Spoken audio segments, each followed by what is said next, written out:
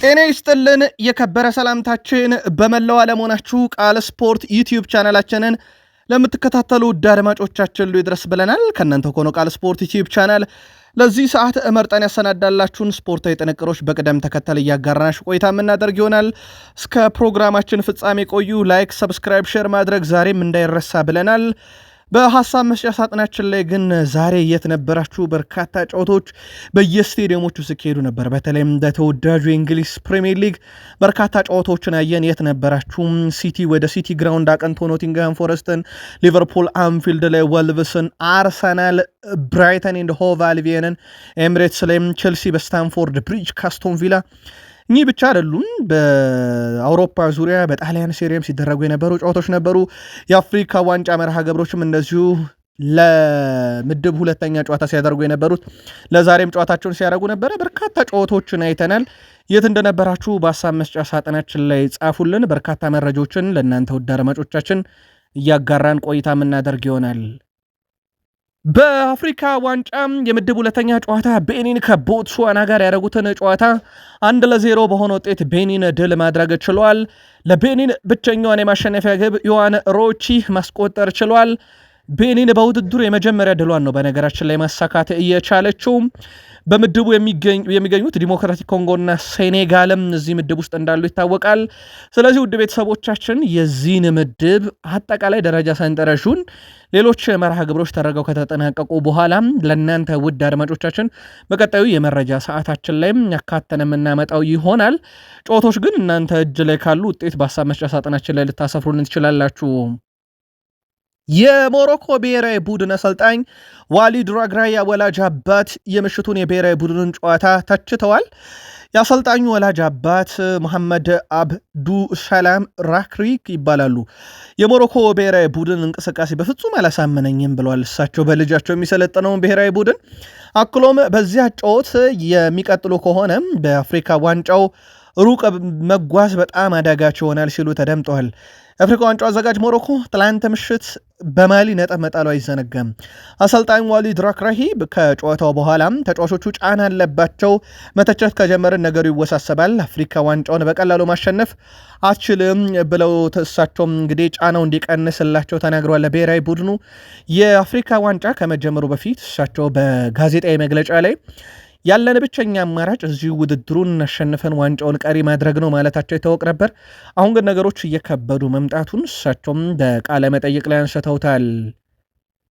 የካሜሮን ብሔራዊ ቡድን ዋና አሰልጣኝ ዴቪድ ፓጉ ለተጋጣሚ ከልክ ያለፈ ክብር ማሳየት እንደማይገባ ገልጸዋል።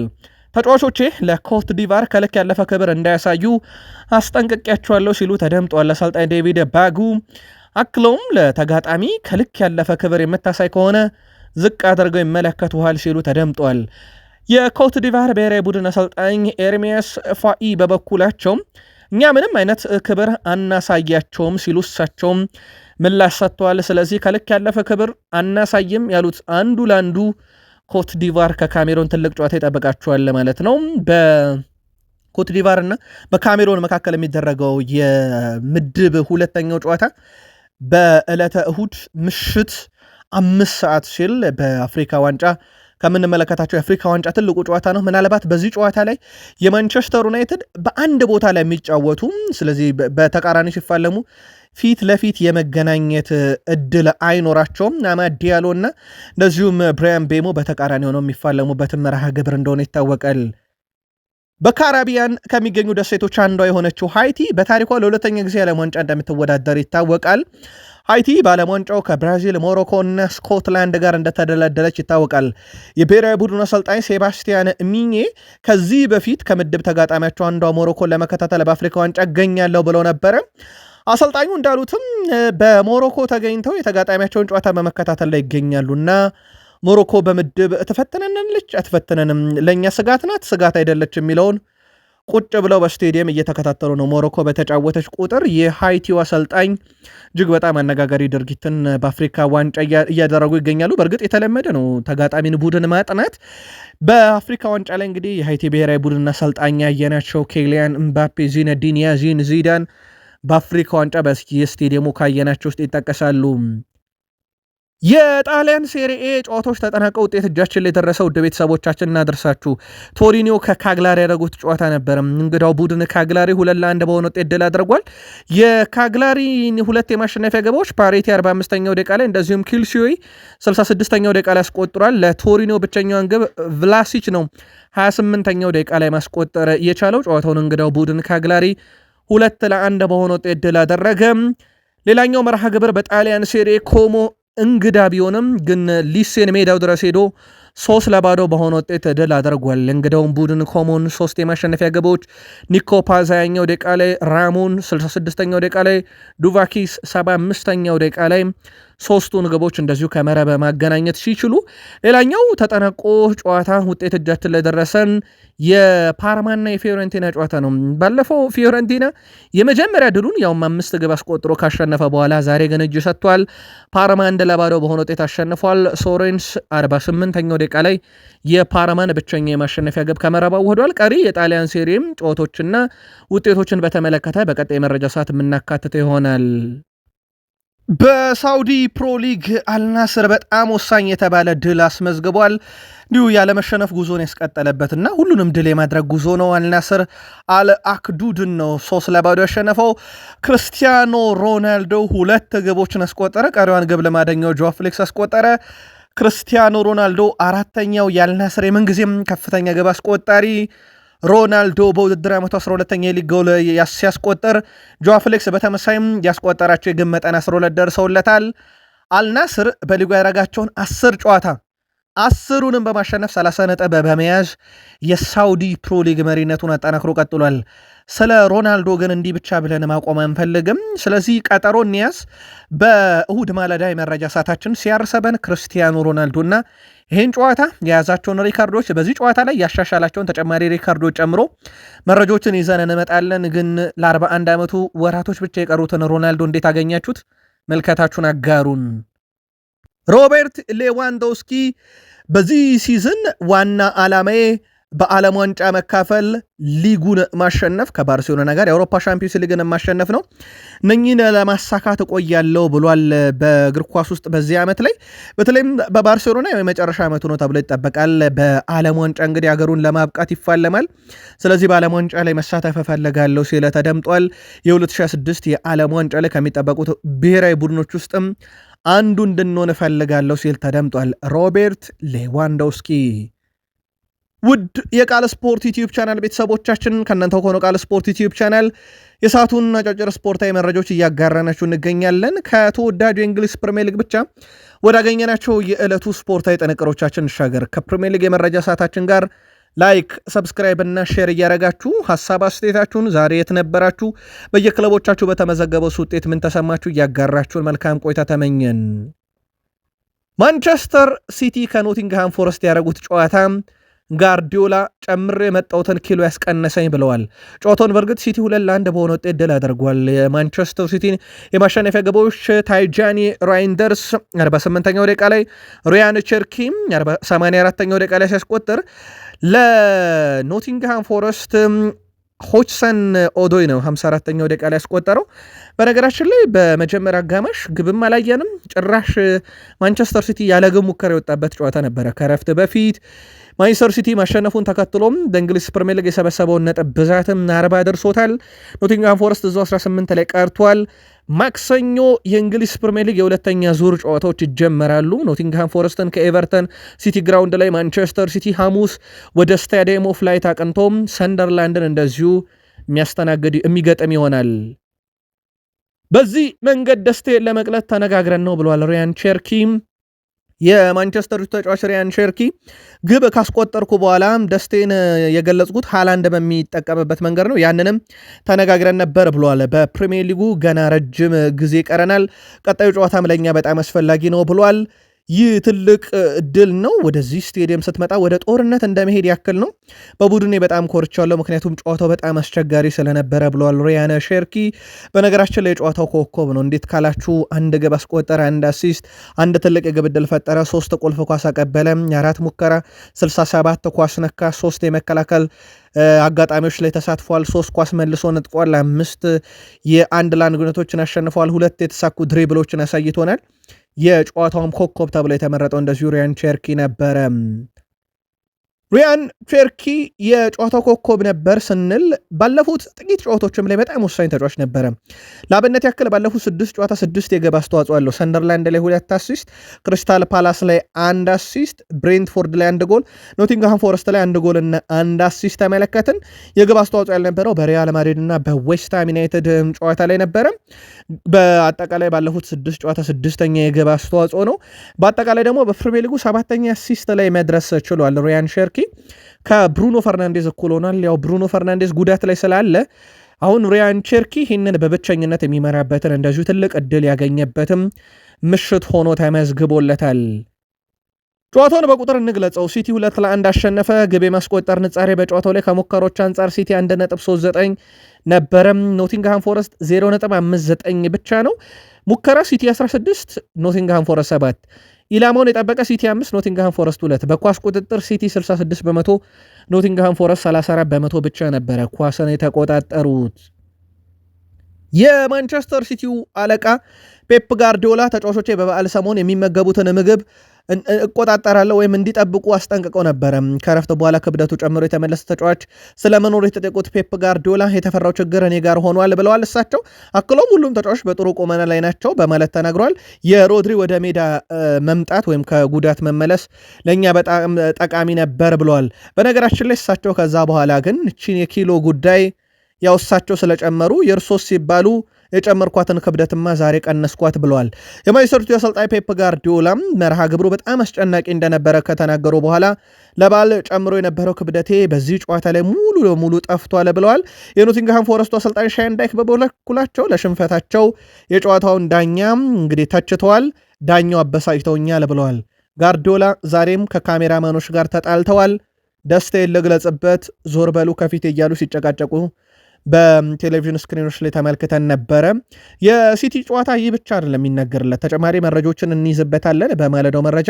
ሲቲያን ግን ስለ ጨዋታው መልከታችሁን አድርሱን። ሮሚዮ ላቪያ መች እንደሚመለስ በተመለከተ ውድ ቤተሰቦቻችን ከጃንዋሪ መጠናቀቅ በፊት በፈረንጆች 2026 ይመለሳል ተብሏል። ተጫዋቹ በግሉ ልምምዶችን እያደረገ ይገኛል፣ ግን አሁንም ወደ ሜዳ ተመልሶ ለመጫወት ጊዜው ገና ነው ብለዋል አሰልጣኝ ማሬስካ። ስለዚህ ከጃንዋሪ በኋላ ጠብቁት ብለዋል። ሌላኛው የክረምት ፈራሚያቸው ጀረል ሃትዋም በማሟሟቅ ላይ በነበረ ሰዓት በኒካስል ዩናይትድ ጨዋታ ጉዳት እንዳስተናገደ ይታወቃል። ከዚህ ጋር በተያያዘም ተጫዋቹ በቅርቡ ወደ ሜዳ ይመለሳል ሲሉ ተደምጠዋል። ውድ ቤተሰቦቻችን የቼልሲ የስኳድ ዴብዝ ችግር ብዙ የሚታማ አይነት አይደለም፣ በርካታ አማራጭ ያለው ነው። ግን እነኝህን ጉዳቶች በተመለከተና የቡድን ዜና በቀጣይ መረጃ እናካትትበታለን። አጫጭር መረጃዎችን እያደረስን ነው። በእርግጥ የአርሰናል የሊቨርፑልን ጨዋታ እንመለስበታለን። አጫጭር መረጃዎችን እናንሳ ብለን ነው።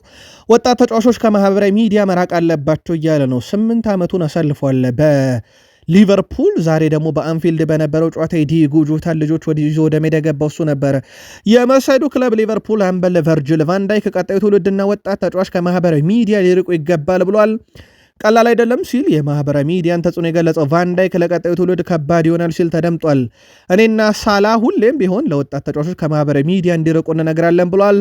ከ8 ዓመት በፊት በ75 ሚሊዮን ፓውንድ ሊቨርፑልን የተቀላቀለው ቫንዳይክ 2 ፕሪሚየር ሊግ 2 የሊግ ዋንጫን ሊግ ካፕ ማለት ነው፣ ኤፍኤ ካፕ፣ ኮሚቲ ሺልድ፣ የኤፋ ሻምፒዮንስ ሊግ፣ ሱፐር ካፕ፣ የኤፋ ክለብ ዓለም ዋንጫ ከ300 በላይ የሊቨርፑል ጨዋታን ያደረገ ተጫዋች ነው።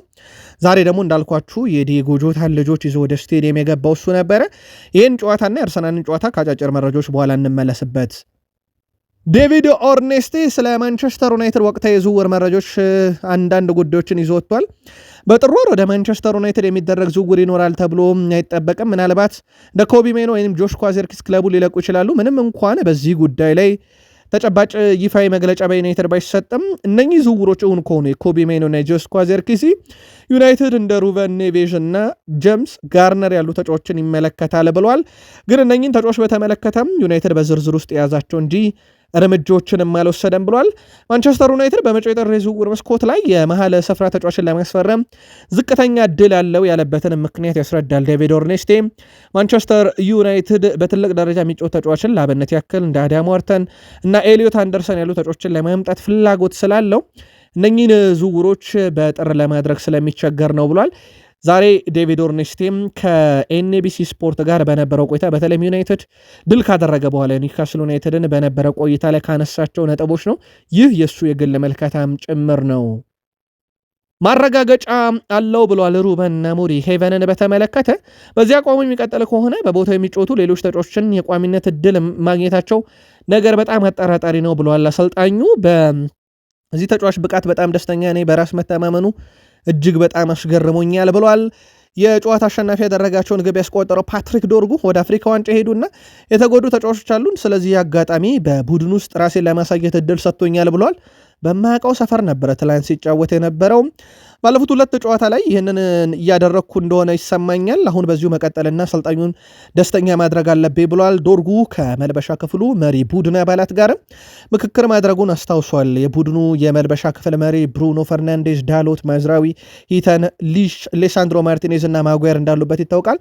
ዶርጉ ስለ ሁነቱም ሲናገር የቡድን አጋሮቼ እነ ብሩኖ ብዙ ረድተውኛል፣ በራስ መተማመን ከፍ እንዳደርግ ብዙ ያገዙኝ ሰዎች ናቸውም ሲል ተደምጧል። ማንቸስተር ዩናይትድ በፕሪሚየር ሊጉ ከ200 በላይ እንዳጠቃላይ ከ210 በላይ ሙከራዎችን ያደረገ የፕሪሚየር ሊግ ክለብ እንደሆነ ይታወቃል። በእርግጥ ቁጥሩ ከዚህም ይበልጣል።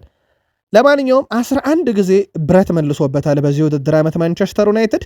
ምናልባት በዩናይትድ በኩል ልናነሳ የምንችለው ውድ ቤተሰቦቻችን ቀጣይ ተጋጣሚዎቹም በሊጉ የሚገጥሟቸው 3ቱም ክለቦች የሊጉ የደረጃ ሰንጠረዥ ከወገብ በታች ያሉ ክለቦችን ነው በቀጣይነት የሚገጥመው ማንቸስተር ዩናይትድ እና ይሄ ምናልባትም ጥሩ አጋጣሚ ነው። ማክሰኞ ከወልቭስ ጋር ጨዋታ ያደርጋል በሳምንቱ አጋማሽ፣ ያውም ኦልድ ትራፎርድ ላይ የሚደረግ ያውም ወልቭስን ነው የሚገጥመው ማንቸስተር ዩናይትድ። ያው ወልቭስ አስቸጋሪ ክለብ ሊሆን እንደሚችል የሊቨርፑሉ ጨዋታ ላይም በተወሰነ መንገድ ፍንጭ ሰጥቷል። የሊቨርፑልና የወልቭስ ጨዋታ እንዴት ለሊቨርፑል ፈታኝ እንደነበረ ግን ወልቭስ በዛን ያክል ደረጃ ጨዋታን ያሸንፋል ብሎ ለድምዳሜ ለመስጠት እጅግ በጣም አስቸጋሪው ቡድን ነው። ለማንኛውም ዩናይትድ አብዛኛው ቀጣይ የሚገጥማቸው በተለይም 3 ክለቦች ከወገብ በታች ያሉ ናቸው። ሊቨርፑል አንፊልድ ሮድ ስቴዲየም ላይ ዲያጎ ጆታን በጋራ ባሰቡበት ጨዋታ የዘንድሮ የውድድር ዓመት እጅግ በጣም ደካማውን ቡድን ወልቭስን 2-1 አሸንፏል። ከጨዋታውን በፊት የተለየ ነገር ሊፈጠር እንደማይችል ነግረናችሁ ነበረ። ወልቭስ በዚህ ዓመት ምንም እጅም እግርም የሌለው ቡድን ሆኗል። ግን ቢያንስ ግብ እያስቆጠረ ነው ጥሩ ነገር ሊባል የሚችለው። ሊቨርፑል 67% የኳስ ቁጥጥር በነበረው ጨዋታ አንፊልድ ላይ 2-1 አሸነፈ። ሪያን ግራቨንበርግ ከጀሬሚ ፍሪፖንግ ያገኛትን ኳስ 41ኛው ደቂቃ ላይ፣ ከዛ በኋላ ወልቭስ ላይ አይደለም ድል ፍሎሪያን ቬርዝ እንኳን ጎል አስቆጥሯል። ፍሎሪያን ቬርዝ ከ17 የፕሪሚየር ሊግ ጨዋታ በኋላ ግብ አስቆጥሯል። በፕሪሚየር ሊግ የመጀመሪያ ግቡን ሁጎ ኤኬቴኬ ያቀባዩ ነበረ። ከረፍት በኋላ ወልቭስ ወደ ጨዋታ ልትመልስ የምትችል ግብ ሳንቲ ቦኖ አስቆጥሮ ነበረ 51ኛው ደቂቃ ላይ፣ ግን ቡድኑ ማሸነፍ አልቻለም። ሊቨርፑል ጨዋታውን 2-1 በሆነ ውጤት ድል አድርጓል። በኳስ ቁጥጥር ሊቨርፑል 67%፣ ወልቭስ 33%። ኦፍሳይድ ጥፋት ሊቨርፑል 1 ወልቭስ 0። በማዕዘን ምት ሊቨርፑል 6 ወልቭስ 4። አጠቃላይ ሙከራ ሊቨርፑል 14 እንዲሁም ወልቭስ 9። ኢላማውን የጠበቀ የሊቨርፑል 4 ነው። የወልቭስን በተመሳሳይ 4 ነበረ። በግብ ጠባቂ ደረጃ በሊቨርፑል ግብ ጠባቂ በኩል 3 ኳሶችን አድኗል። በወልቭስ በኩል 2 ድነዋል። አጠቃላይ ታክሎችን ካየን ሊቨርፑል 19 ወልቭስ 15። የኳስ ቅብብል ሊቨርፑል 652 ኳስ ተቀባብሏል። ወልቭስ በግማሽ ያንሳሉ። ኦልሞስት ወደ 325 ነው የኳስ የማቀበል ስኬት። ሊቨርፑል 88%፣ ወልቭስ 76%። ቢጫ ካርድ በወልቭስ በኩል አንድ አይተናል። ሌላ በጨዋታው ላይ የተመዘገበ ቀይ ካርድም ቢጫ ካርድም የለም። ከዚህ ውጭ ሊቨርፑል ድል ማድረጉን ተከትሎም የሰበሰበውን ነጥብ 32 አድርሶታል። ይሄም በቀጣይ ውድድር ዓመት በዋንጫ ፉክክር ውስጥም እንዲቆይ በአውሮፓ መድረክም እንዲሳተፍ የሚያደርግ አይነት ውጤት ነው ማስመዝገብ የቻሉት። አርሰናል ከበድ ያለም ባይሆንም ግን ቀለል ያለም ቢሆን ፈተና ገጥሞታል ከብራይተን። ፈተናውን ግን አልፏል። ሲቲ አስቀድሞ አሸንፎ አርሰናልን በጣም ጫና ውስጥ ከቶት ነበረ። ፕሪሚየር ሊግ መሪነትን ነጥቋቸው ነበረ ለሰዓታትም ቢሆን። በእርግጥ አርሰናል የፕሪሚየር ሊግ መሪነትን ለመጀመሪያ ጊዜ አይደለም የተነጠቀው፣ ባለፈው ሳምንትም ተነጥቆ ነበር። አስመለሰ፣ ዛሬም አስመልሷል። በሰዓታት የተነጠቀው መሪነት የጨዋታ ብልጫ ነበረው አርሰናል 54% ኳስ በተቆጣጠረበት ጨዋታ ብራይተንን 2-1 አሸንፎታል። ማርቲን ኦዴጋርድ 14ኛው ደቂቃ ላይ ከቡካዮ ሳካ ያገኛትን ኳስ ሩተር 52ኛው ደቂቃ ላይ በራሱ መረብ ላይ አስቆጠረ ለአርሰናል። ከዴክላን ራይስ የመጣች የማዕዘን ምት ኳስ ነበረች። ከዛ በኋላ ከረፍት መልስ ብራይተኖች ወደ ጨዋታ ልትመልስ የምትችል ግብ ዲያጎ ጎሜስ 64ኛው ደቂቃ ላይ አስቆጥሮ ነበረ፣ ግን ቡድኑን ወደ ድል አላመጣችም። በዛው ጨዋታው በአርሰናል 2-1 አሸናፊነት በመጠናቀቁ ምክንያት አርሰናል በሰዓታት ውስጥም ቢሆን የተወሰደበትን የፕሪሚየር ሊግ መሪነት እንደዚሁ ዳግም ያስመለሰበት ነበረ። ጨዋታውን አርሰናል 54 በመቶ የኳስ ቁጥጥር ነበረው፣ ብራይተን 46 በመቶ። ኦፍሳይድ ጥፋት ሁለቱም አንዳንድ ነበሩ። የማዕዘን ምት አርሰናል 7 ብራይተን 2፣ አንድ ወደ ግብነት ተቀይራለች በአርሰናል በኩል። አጠቃላይ ሙከራ አርሰናል የበላይ ነበር በዚህ ረገድ 24ን የሞከሩት ብራይተን 8፣ ኢላማውን የጠበቀ አርሰናል 6 ብራይተን 3። ግብ ጠባቂዎች ያዳኗቸውን ኳሶች ካየን ደግሞ በአርሰናል በኩል ግብ ጠባቂ 2 ኳስ አድኗል፣ በብራይተን 5 ኳስ ግብ ጠባቂ አድኗል። በታክል ደረጃ ካየን ብራይተን 17 አርሰናል 12። ኳስ ማቀበል አርሰናል 444 ኳስ ተቀባብለዋል፣ ብራይተን 392። ኳስ የማቀበል ስኬት የአርሰናል 84 በመቶ የብራይተን 81 በመቶ። ጥፋት ካየን ብራይተኖች 13 ጥፋት አጥፍተዋል፣ አርሰናሎች 7። ቢጫ ካርድ በብራይተን በኩል 3 በአርሰናል በኩል 2 ታየን። ምንም ቀይ ካርድ በጨዋታው ላይ እንደዚሁ ያልተመለከትንበት ነበረ። ድሉን ተከትሎ አርሰናል አሁን ነጥቡን 42 አድርሶ መሪነቱን አስቀጥሏል። ያ ማለት ውድ ቤተሰቦቻችን በአርሰናል በኩል በፕሪሚየር ሊግ የዋንጫ ጉዞ ላይ አሁንም ከሲቲ በ2 ነጥብ ርቆ እንዲገኝ አድርጎታል። ሲቲ በ40 ነጥብ ይከተላል። በፕሪሚየር ሊግ የሁለቱ ፉክክር እስከ መጨረሻው የሚቀጥል ይመስላል። አሁንም አንገት ለአንገት ተናንቀው ቀጥለዋል። በጨዋታው ዙሪያ ግን የእናንተን መልከታ ብታጋሩን ደስ ይለናል። ጋብርኤል ማጋሌሽ ተቀይሮ ገብቶ ተጫወተ። ለአርሰናል በጣም ወሳኝ ጨዋታ ላይ ያው በማለዳው መረጃችን በቃል ስፖርት ዩቲዩብ ቻናል ጨዋታውን ከተጠባባቂ ወንበር እንደሚጀምር ነግሬያችሁ ነበር። ምናልባት በአርሰናል ቤት በጣም አሳሳቢ ጉዳይ አሁንም ጉዳት ነው። ሪካርዶ ካላፊዮሪ ተጎድቷል። የተጎዳው በማሟማቅ ላይ ሳለ ነበረም። ለዛም ነው እንግዲህ ማይል ሉዊስ ስኬሊ ጨዋታውን እንዲጀምር ያደረጉት አሰልጣኝ ማይክል አርቴታም በቡድን ውስጥ የጉዳት ነገር ግን አሁን በጣም አሳሳቢ የሚባል ደረጃ ላይ ደርሷል። ከቡድን ዜና ጋር በተያዘ ማይክል አርቴታም ይሄ የጨዋታው ምርጥ የነበረውን ዴክላን ራይስን በተመለከተ ባሎንዶር የሚገባው ብለዋል። አንድ ቀን ባሎንዶርን ያሳካል፣ በዚህ እርግጠኛ ነኝ።